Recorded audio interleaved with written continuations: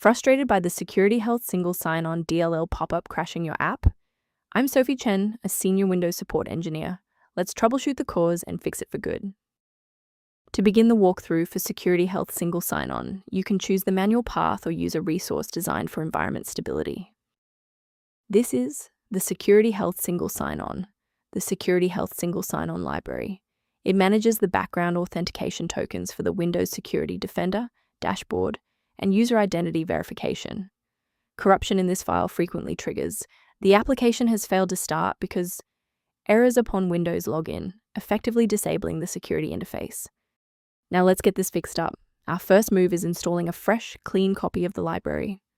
Securityhealthsso is a system-critical file that Windows manages internally. To repair it, run the sfc/scan, now command from an elevated command prompt, which will scan for and replace any corrupted OS-level components. In cases where the official installer remains ineffective, we must escalate to a manual review of your system's active runtime state. A full system restart clears the temporary memory cache and allows Windows to attempt a fresh initialization of all required libraries, including Security Health Single Sign-On. Before you reboot, make sure to bookmark this video or click the like button so you can easily find your way back to the next step once your PC is back up and running. Restarting doesn't always catch everything. If you're still having trouble, let's try this next step together. And if you need to pause the video, I'm not going anywhere. If the restart failed to clear the system error, our next step is a deep cleanup of the OS servicing folders.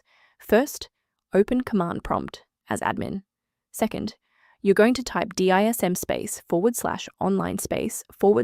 /cleanup image /restore health. Then hit enter. Why are we doing this? Well, uses Microsoft's remote server repository to overwrite damaged system source files and restore your OS framework to its original state. I'd like to provide a brief technical warning about the risks of using unofficial file repositories. Protect your digital environment by ignoring unofficial download links for Security Health Single Sign-On DLL. They could lead to identity theft or the permanent loss of sensitive project files. To ensure your system remains within verified parameters, you might choose to use an authorized maintenance path for ongoing support.